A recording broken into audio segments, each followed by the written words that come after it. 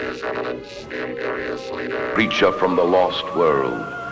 Top 30. Holy Grail. Toys from the 1960s and 70s. You won't believe exist. Do you know that in 1964, a toy company created a mechanical bat that could pump real liquid through its wings? Within months, every unit was recalled and destroyed. Almost every unit. Some of these forgotten toys are worth more than a house today. Others are so rare that most collectors think they're myths. From banned space aliens to mysterious disappearing robots, these aren't just collectors' holy grails. They're pieces of an era when toy makers had no rules and infinite imagination. What if I told you the most valuable toy from the 1960s was never meant to be a toy at all? These aren't just any toys. These are the granddaddies of everything we play with today.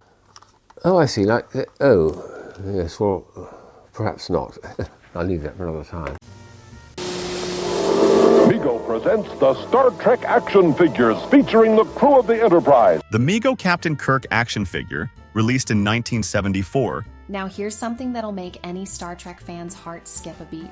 Remains one of the most iconic collectibles from the Star Trek toy line. Standing at 8 inches tall, this figure was part of Mego's first wave of Star Trek action figures, designed to capitalize on the series' growing cult following. Modeled after actor William Shatner's portrayal of the legendary captain of the USS Enterprise, the figure captured Kirk's likeness with remarkable detail for the era, especially his facial features, which were more refined than many other action figures at the time. What made the Mego Captain Kirk particularly valuable to collectors is its design and rarity. He came dressed in a gold Starfleet uniform, complete with black cuffed trousers, a silver foil Starfleet insignia, and accessories like a phaser and communicator. The uniform's thin foil insignia is often a point of concern for collectors, as it easily peels off over time, making mint-condition Kirk figures even rarer. I remember seeing one at a yard sale years ago for just 50 cents. The Mego Captain Kirk figure, along with others in the series, laid the foundation for the modern action figure and is a true holy grail for Star Trek toy collectors. In 1974, when Mego released their first line of Pen of the Apes action figures, which was also their first line of movie tie-in toys. And during the same year, Mego also acquired the Star Trek license for a mere $5,000 fee. Speaking of space heroes, wait until you hear about what Major Matt Mason could do. Meet Major Matt Mason, Mattel's man in space, and the Mattel Major Matt Mason, 1966. Okay, get ready for this, an astronaut toy that could actually bend and pose just like a real person. Ready for every adventure with all his official equipment. Major Matt Mason was made with this super cool bendy wire inside rubber before we ever landed on the moon. The white spacesuit would glow in the dark, which was mind-blowing back then. What made him extra awesome was his magnetic feet. You could make him walk on any metal surface, even upside down. My friend's older brother had one, and we'd spend hours making him explore this awesome space station playset. The rubber would get kind of crumbly over time, which is why finding one in good shape today is like striking gold. The coolest part was his space helmet. It had this clear visor that actually moved up and down. Some kids would leave him in the sun, and the rubber would melt. That's why perfect ones are so rare now. His leader commands the Cylon Centurion to capture Daggett. Make Daggett lead us to the human. Mattel Battlestar Galactica. Figures 1978. Let me tell you about these space warriors that were just out of this world. These figures were like Star Wars toys, but with their own special twist. The Cylons were the coolest. They had this chrome finish that actually looked like real metal, and their red eye would sweep back and forth.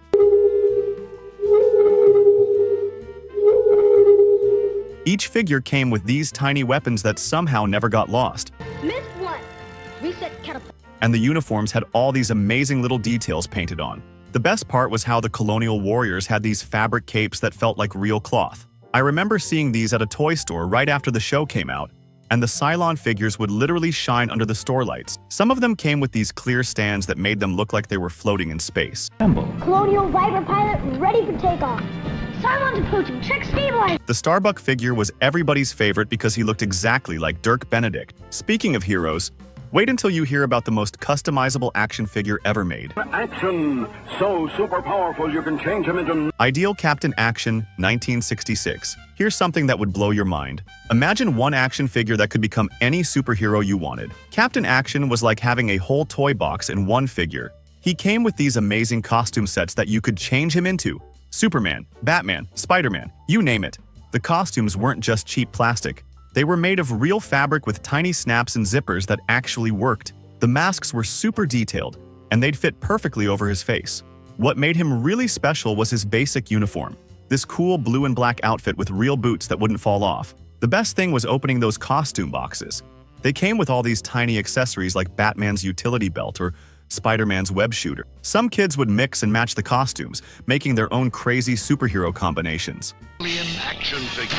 Bayonet's glow! Quick, shut the alarm! The alien's locked out now! Kenner Alien Figure 1979. Talk about a toy that scared parents more than kids. This alien figure was so scary looking that stores didn't even want to sell it. It was huge, almost like a real movie prop, standing taller than most other action figures. The head was see-through, and you could actually see a tiny skull inside, just like in the movie. The coolest feature was the mouth. It had this second jaw that would shoot out when you pressed a button on the back. Some kids would hide it in their sister's dollhouse to freak them out. The tail was made of this bendy material that could wrap around other toys.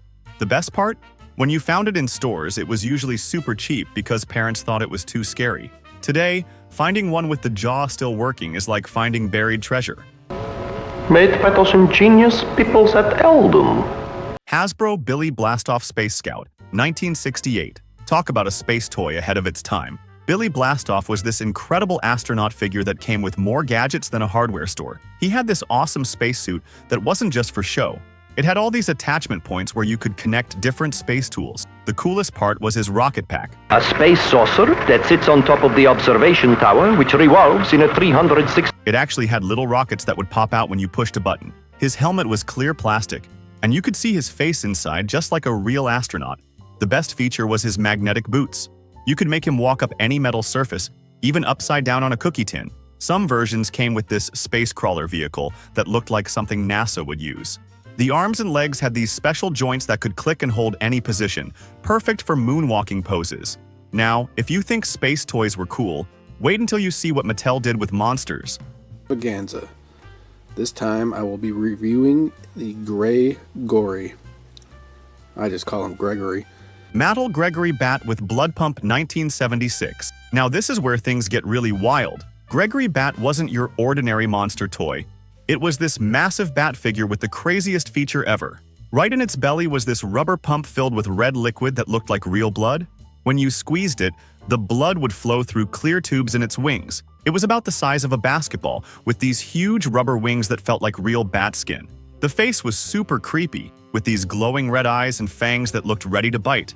What made it extra cool was how the wings could fold up just like a real bat. Some kids would fill the pump with real water and freak out their sisters. The best part was the sound it made. This weird squeaking noise when you move the wings. Finding one today with the pump still working is super rare.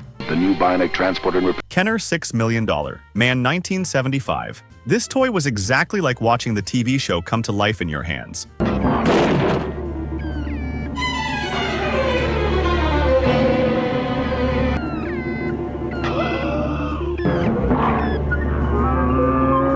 Steve Austin had this amazing bionic eye you could actually look through. It was like having your own tiny telescope. The best part? You could roll up his sleeve and see all the bionic parts inside his arm, with this clear window showing all the robot bits. They even gave him this engine-lifting feature where his arm would click when you raised it, just like in the show. The red tracksuit was spot on, and you could make him do all those slow-motion running poses. The novel was quickly adapted into an ABC TV Movie of the Week, renamed The $6 Million Man, airing on March 1st, 1973. This then spawned a weekly television series, which ran for 5 seasons. I once saw one at a flea market that still had the karate chop action working. That thing could send other action figures flying across the room. The rubber skin on his arm would sometimes tear, but that just made him look more battle-damaged and cool. If you think that's creepy, wait until you see what Mattel did with their strange change machine creatures. This is a creature from the lost world. A creature created. Mattel Strange Change Machine Creatures, 1967. Here's something that'll make your jaw drop. Toys that would literally transform with heat. The Strange Change Machine was like having your own monster factory. It came with these flat squares that looked like nothing special, but when you put them in the machine, bam! The heat would make them pop into these crazy monster shapes. The machine was this metal box with a special compartment that would heat up, and it made this awesome buzzing sound while working. The creatures would unfold like magic. Dinosaurs, dragons, weird aliens, all from these flat squares. The coolest part was you could squish them back flat in the compression chamber and start over. Some kids would try making them transform without the machine and end up with melted blobs. The green dragon was everyone's favorite because it had these awesome wings that would pop out perfectly. Godzilla! Giant Godzilla, 1977. Want to hear about a Godzilla toy that was taller than some kids? This wasn't just any monster toy. It was a massive Godzilla that could stomp through your whole toy collection. The head had this amazing detail with rows of sharp teeth, and the eyes would glow red in the dark. Its skin wasn't smooth. It had all these bumpy scales that felt real under your fingers. The tail was so long you could wrap it around other toys like a snake. The best feature? When you squeezed it, it made this roaring sound that actually sounded like the movie. Some kids would put it outside their window to scare people walking by. The arms could move up and down, and some versions even had a tongue that would flick out. Speaking of out-of-this-world toys, Zeroids. Zirak, the Zeroid commander, frees himself from his own Zeroid cap. Mattel Zeroids Robots, 1967. These weren't just regular robots. They were like having your own remote-controlled space buddies. The Zeroids were these incredible battery-powered robots that could actually move around on their own. Each one had this clear dome head where you could see all the gears working inside. It was like looking into their robot brains. The coolest one was Zobor, who had these track wheels and could carry stuff in his front scoop. You'd wind them up with this key, and they'd zoom across the floor carrying tiny cargo. The best part was their arms. They could grab things and actually hold on. Some kids would set up obstacle courses and have robot races. They came in these amazing space-age colors like metallic blue and silver. Finding one today that still works is super rare because the motors would wear out from kids playing with them so much. Now, if you thought robots were cool, wait until you hear about these alien warriors called Outer Spacemen. Of the galaxy come the Outer Spacemen, Colossus Rex from the giant Colorforms. Outer Spacemen, 1968. These weren't your ordinary alien toys. They were like having a whole galaxy of weird creatures in your toy box. Each figure was made of this bendy rubber that felt alive in your hands. The coolest one was Astronautilus, who looked like an alien octopus with a space helmet. Their helmets were clear plastic, and you could see their crazy alien faces inside. What made them super special was how they glowed in the dark. Put them under a lamp, turn off the lights, and pow! They'd light up like real alien. Each one came with these awesome weapons that matched their home planet. Some had extra arms, others had tails, and they all had these wild colors you'd never seen before. My friend found one at a garage sale and didn't even know what it was. That's how rare they are now. It's Big Loo, Giant Moon Robot by Marx. You can make him work for you, fight for you, even talk to you with 10 complete phrases. Marx Big Loo Robot, 1963. Imagine a robot taller than you that could shoot missiles, squirt water, and even talk. Big Loo was this amazing blue robot that looked like he stepped out of a sci-fi movie. His eyes would light up bright red, and he had this crazy grin full of teeth that made him look friendly but weird at the same time. The best part? He had a hand crank on his side that made him say 10 different phrases. He could shoot these soft rubber missiles from his chest, and his arms moved up and down like he was dancing. Some kids would use him as a goalie when playing ball because he was so tall. The coolest feature was his telescope eye. You could actually look through it. Finding one with all his missiles today is like finding treasure because kids would always lose them. If you think a talking robot was cool, wait until you see what... Alright, so there's Exhibit A. 5th birthday, January 4, 1972. Marx Space Station, 1968. Get ready for the coolest space toy ever made. This was like having your own mini Cape Canaveral right in your bedroom. The space station was huge, about as tall as a kid. It had 3 levels connected by these awesome clear plastic tubes that your astronaut figures could crawl through. The best part was the battery-powered elevator that would zoom up and down between floors, making this cool whirring sound. There was even a launch pad where you could send rockets into space. The control room had all these tiny buttons and levers that actually moved, with screens showing planets and stars. One kid in my neighborhood had it, and we'd spend hours launching rescue missions to save stranded astronauts. Some versions came with these little space vehicles that could dock at different ports. The antenna on top would spin around and light up. Remco Lost in Space Robot, 1966. This was the robot that every kid who watched Lost in Space dreamed about. It wasn't just any toy robot. It looked exactly like the one from TV, with those bubble arms and that spinning chest panel. The coolest thing was when you pressed a button, his bubble head would light up and flash different colors. He'd make these awesome computer sounds just like on the show. The arms could move up and down, and his claws could actually grab stuff. What made him really special was the voice box. So now I can put the car back together and add new wheels and say the car is restored. If I wanted to be more exact though, I would... Hot Wheels. Custom Eldorado 1968. Hold on to your seats for this one. The pink Custom Eldorado was like the holy grail of Hot Wheels. This wasn't just another toy car. It was part of the first Sweet 16 cars Hot Wheels ever made. The paint job was this amazing Spectraflame pink that would change colors in different light, not like the boring paint we see today. The details were incredible. Tiny silver buttons on the seats, real rubber tires, and chrome that shined like a real car. What made it super special was how smooth it rolled. You could push it once and it would zoom down the track forever. Some of them came with a tiny surfboard on top. The white interior was so detailed, you could see the steering wheel. Finding one that still has its shiny paint is super rare because kids would play with them so much. Speaking of fast cars, wait until you hear about what Johnny Lightning did to compete with Hot Wheels. Win and win! Johnny Lightning! Johnny Lightning win! Johnny Lightning Topper Series 1969. These weren't just regular toy cars, they were speed demons. Johnny Lightning cars came out to challenge Hot Wheels, and boy, did they bring the heat. The best part was their special speed wheels that would make them zoom faster than any other toy car. The Topper series had these incredible metallic paint jobs that would sparkle under the light, purple, gold, and this amazing bright green. The coolest thing was their custom turbine car that looked like something from the future. Each car came in this special black and yellow package that made them look super important. What made them extra special was how tough they were. You could crash them all day and they wouldn't break. Some kids would have races mixing Hot Wheels and Johnny Lightnings, and these would usually win. Finding one still in its package today is like finding buried pirate treasure. Big Jim Sports Camper, he's the king of the road. Big Jim Sports Camper, 1972. This wasn't just any ordinary camper. It was like a whole adventure in one toy. The Big Jim Sports Camper was this awesome van that could transform into a complete campsite. The roof would pop up into a sleeping area, and the side would fold out into this cool camping scene with a table and chairs. Inside, it had tiny fishing rods, camping gear, and even a little stove that looked real. The best part was all the secret compartments where Big Jim could store his sports equipment. You could fit a whole bunch of figures inside for epic camping adventures. Some versions came with a tiny canoe on top.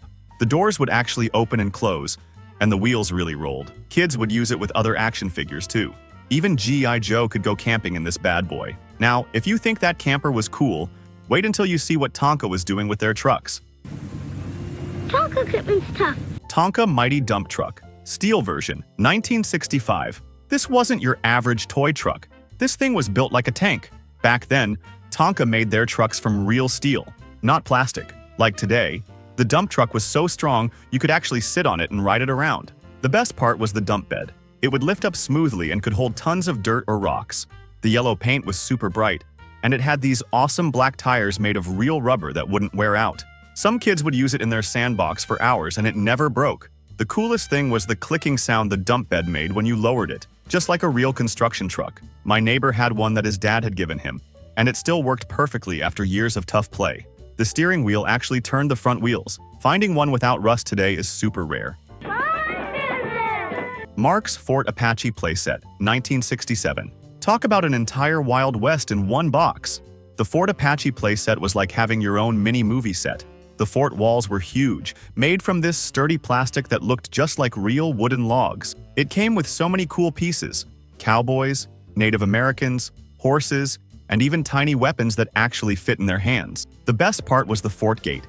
It could really open and close with this cool creaking sound. There were lookout towers where you could put soldiers to guard the fort, and little places to hide warriors. Some sets even had a working cannon that could shoot tiny plastic balls. The detail was amazing. There were tiny barrels, crates, and even a flag that would wave on top. Kids would spend whole weekends setting up epic battles. The hardest pieces to find now are the little accessories. They were always getting lost in the carpet. Fisher Price Play, Family Castle, 1974. This wasn't just any castle. It was like having a whole magical kingdom in your room. The castle was bright yellow with these red turrets that looked like something from a fairy tale. The coolest part was the trapdoor. Pull a little lever and watch knights fall into the dungeon below. It had this amazing drawbridge that made this creaky sound when you lowered it, just like a real castle. Inside were all these tiny rooms with secret passages and hidden doors. The best thing was the working well. It had a little bucket on a string that could go up and down. Some versions came with these little wooden people with painted-on faces that never wore off. Kids would mix it with their other toys. Imagine Batman defending a medieval castle. The throne room had this tiny throne that would spin around when you pushed a button. Finding one with all its little pieces today is super tough. Powerful fun. And now the the most powerful force in the world, wind power, is inside Wham-O's Air Blaster. Unbelievable, but true. You blast out the air and the target... Wham-O Air Blaster, 1965. Get ready for the toy that could shoot air rings across the room. The Air Blaster looked like something from a sci-fi movie. This big orange gun that didn't need any bullets or darts. Just pull back the plunger and pow! It would shoot these invisible rings of air that could knock stuff over from across the room. The best part was using it to mess with your siblings. Shoot it at their hair and watch it move without touching them. Some kids figured out you could shoot it at a candle and blow it out from far away. The coolest thing was the sound it made, this loud poof that would make everyone jump. My friend had one and we'd spend hours trying to knock down paper cup towers. They don't make them anymore because kids would shoot them too close to each other's faces. Speaking of cool toy weapons, wait until you hear about this next one that could create your own toys. Kenner Electric Mold Master, 1966. This wasn't just a toy. It was like having your own tiny toy factory. The Mold Master let you make your own toys using these special plastic pellets that came in different colors. You drop these pellets into the machine, and it would heat up and melt them. The coolest part was the molds. You could make dinosaurs, soldiers, cars, even sea creatures. When you poured in the hot plastic, it would make this awesome sizzling sound. The best thing was mixing different colored pellets to make swirly patterns. Some kids would create their own custom army men by mixing green and brown pellets. You had to be super careful though. The machine got really hot. My friend's older brother had one and we'd watch in amazement as he made new toys. Finding one that still works today is super rare because the heating element would usually burn out. Oh, my block is knocked off. But you can press it right back on. It's Rock'em Sock'em Robots. Press this lever. He throws a right, the other a left. Knock his... Marx Rock'em Sock'em Robots, 1964. This wasn't just any boxing game. It was the most exciting toy battle ever. Two robots, Red Rocker and Blue Bomber, would duke it out until one's head popped up. The best part was the control sticks. Push them in different directions and your robot would throw real punches. The sound of plastic fists hitting robot heads was like nothing else. Click, clack, click. What made it super special was how the ring would shake and rattle during fights. Some kids would have whole tournaments in their basement, keeping track of wins on a scoreboard. The coolest thing was when you landed that perfect punch and watched your opponent's head spring up with this loud pop. My friend had one where the red robot's spring was stronger, so everyone wanted to be Red Rocker. Finding one where both robots still pop up properly is super rare. Track. Motorific torture track. Motorific torture track. Ideal Motorific Torture Track 1969. Talk about a crazy racetrack. This was like an obstacle course from your wildest dreams. The torture track wasn't your regular race set. It was designed to push little electric cars to their limit. It had these insane loops, jumps, and crashes that would make any kid's jaw drop. The best part was watching the cars zoom through the torture chamber, a section full of hammers and barriers that would smash into your car. Each car had its own tiny electric motor and would run on batteries. Some kids would modify their cars with extra weight to make it through the tough spots. The coolest feature was the death drop, where cars would fall what seemed like forever. Finding one with working cars today is super tough, because the motors would burn out from all the crashes. And if you thought that was wild, wait until you see this next toy that could actually kick a football. Hasbro Super Toe, 1970. This was the coolest football toy ever made. Super Toe wasn't just a regular toy. It was this big plastic football player that could actually kick field goals. The magic was in his leg. Pull it back, load a tiny football in front, and bam! His leg would swing up and send that ball flying across the room. The best part was his special stand that let him balance perfectly for each kick. Some kids would set up whole football fields in their backyard with this guy as their star kicker. The coolest thing was the satisfying click sound when you pulled his leg back. You knew something awesome was about to happen. My friend had one, and we'd spend hours trying to kick the ball through makeshift goalposts made from books. Finding one with the original football is super rare because they'd always get lost under furniture. Now, if you think those were cool, wait till you see what Mego did with Spider-Man. Spider-Man, the weird wall climber. Mego Spider-Man. You haven't seen anything until you've seen this Spidey. This wasn't just any Spider-Man figure. This was the Spider-Man that every kid dreamed about. The costume was this bright, stretchy fabric that actually looked like real spandex, not those cheap plastic suits we see today. The coolest thing? His joints were so flexible you could pose him in any web-slinging position you could imagine. They even got his mask perfect, with those big white eyes that seemed to stare right at you. The webbing pattern was printed all over the suit, and it wouldn't rub off like later toys. My cousin had one and we'd spend hours making him climb up strings like real spider webs.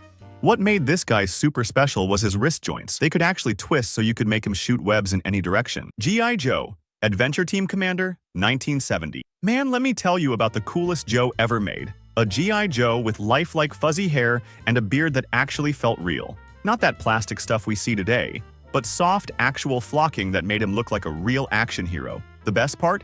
His kung fu grip.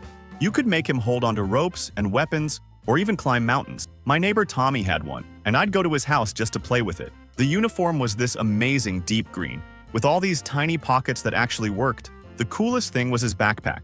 It could hold tiny survival gear, like a mini compass and canteen. What made this Joe special was how different he was from the military versions. He was all about adventures and exploring, fighting sharks and searching for lost treasures. And that's our journey through the most unbelievable vintage toys from the 60s and 70s. These forgotten toys aren't just rare, they're actual holy grails of collecting. From the 1960s toys that revolutionized playtime to the top 10 holy grail toys that collectors dream about, each one tells an incredible story. Some of these rarest 1970s toys are worth more than a car today. Drop a comment if you remember any of these forgotten treasures, or if you're lucky enough to own one. Don't forget to hit subscribe for more incredible toy history. Next time, we're diving into dangerous toys that got banned. Catch you in the next video.